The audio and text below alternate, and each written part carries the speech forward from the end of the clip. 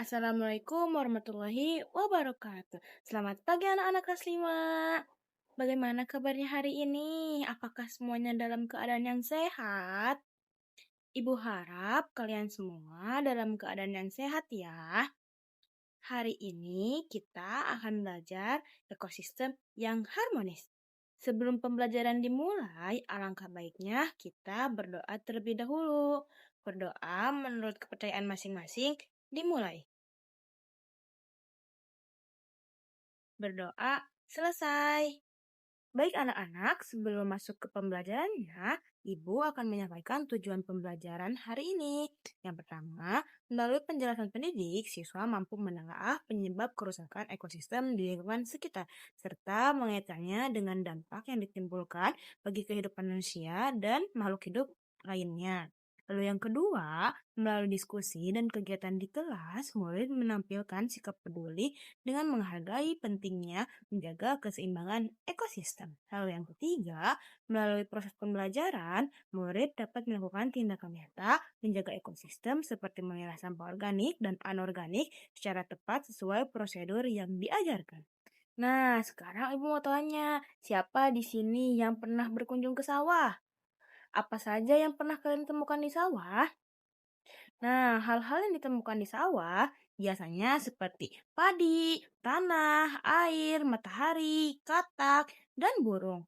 Nah, semua itu termasuk kepada komponen-komponen dalam ekosistem sawah. Ada biotik dan abiotik. Mereka saling berinteraksi untuk mentransfer energi melalui jaring-jaring makanan. Coba sekarang Ibu mau tanya, di sini ada yang tahu nggak apa itu ekosistem? Nah, ekosistem adalah tempat di mana makhluk hidup, biotik, dan benda-benda tidak hidup, abiotik, saling berinteraksi. Dalam suatu ekosistem, setiap komponen biotik dan abiotik memiliki peran penting. Dan jika salah satu komponen terganggu atau hilang, maka keseimbangan ekosistem juga bisa terganggu. Baik, di sini ada komponen ekosistem. Contohnya ekosistem sawah, biotiknya ada manusia, padi, rumput, belalang, katak, tikus, ular, cacing, dan elang. Untuk abiotiknya ada tanah, air, udara, batu, dan matahari. Mereka adalah ekosistem sawah. Nah, komponen-komponen sawah yang Ibu sebutkan barusan saling berinteraksi untuk mentransfer energi melalui jaring-jaring makanan. Di sini, Ibu mempunyai gambar jaring-jaring makanan pada ekosistem sawah. Nah, coba Ibu mau tanya, menurut kalian apa yang terjadi jika elang dan ular habis karena diburu oleh manusia? Baik anak-anak, Ibu jelaskan saja ya. Jika elang dan ular habis karena diburu manusia, maka yang terjadi yaitu meningkatnya populasi katak dan tikus karena tidak ada lagi predator yang memangsa mereka. Lalu, populasi belalang juga akan menurun drastis karena dimakan oleh banyak katak. Lalu, tanaman padi bisa rusak karena jumlah tikus semakin banyak. Lalu, akibatnya ekosistem sawah menjadi tidak seimbang. Tanaman habis dimakan, hama merajalela, dan rantai makanan terganggu. Selanjutnya, kita akan membahas peran jaring makanan dalam menjaga keseimbangan ekosistem. Jaring-jaring makanan membantu mengontrol pertumbuhan populasi makhluk hidup.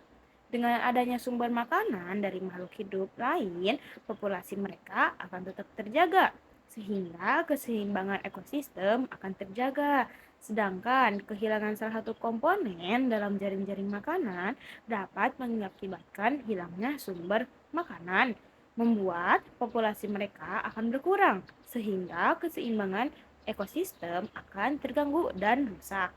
Maka dari itu, jaring-jaring makanan mempengaruhi populasi. Makhluk hidup yang dapat makan akan hidup dan berkembang biak, sementara yang dimakan akan berkurang jumlahnya. Hal ini membuat keseimbangan ekosistem terjaga. Namun, apa dampak dari pembangunan, perburuan, dan penebangan hutan terhadap ekosistem?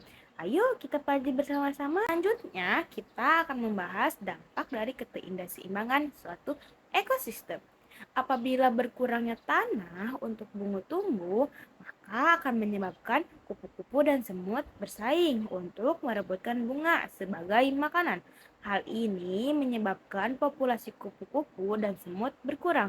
Hal ini juga akan mempengaruhi populasi laba-laba yang membutuhkan kedua hewan ini sebagai makanannya.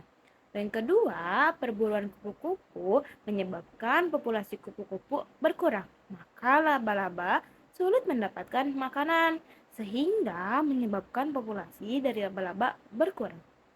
Selanjutnya, yang ketiga, berkurangnya populasi laba-laba membuat katak bersaing dengan burung dan laba-laba untuk memakan kupu-kupu. Selanjutnya, kita akan membahas penyebab ketidakseimbangan ekosistem. Ketidakseimbangan ekosistem terjadi karena dua faktor. Yang pertama karena ulah manusia dan bencana alam.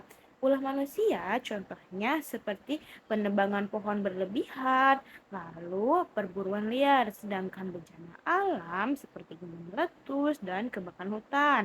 Namun, fenomena alam dalam jangka panjang dapat membuat tanah di sekitar gunung yang meletus menjadi tanah yang subur untuk tumbuhan. Selanjutnya, kita akan membahas peran manusia dalam menjaga keseimbangan ekosistem. Manusia seharusnya menjaga keseimbangan ekosistem karena hidup bersama makhluk hidup lainnya. Namun, ulah manusia di bumi ini sering mengganggu keseimbangan ekosistem, misalnya dengan membuang sampah secara sembarangan.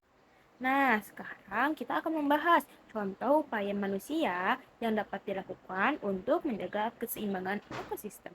Yang pertama, kita sebagai manusia harus penanaman kembali tanam atau yang bisa disebut reboisasi untuk menjaga keberadaan produsen.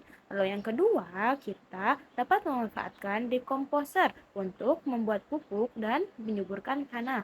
Lalu yang ketiga, kita tidak menangkap dan membunuh hewan secara sembarangan dan berlebihan. Lalu yang keempat, kita harus mengurangi limbah dan sampah serta membuangnya pada tempat yang tepat.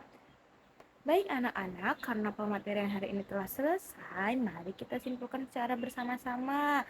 Nah, ketidakseimbangan ekosistem terjadi karena adanya dua faktor. Yang pertama karena ulah manusia, dan yang kedua karena ulah faktor alam. Mungkin cukup sekian pemaparan hari ini. Semoga kalian semua mengerti apa yang telah Ibu jelaskan ya. Terima kasih. Kita tutup dengan membaca basmalah bersama-sama. Alhamdulillahirrabbilalamin. Ibu pamit undur diri. Wassalamualaikum warahmatullahi wabarakatuh.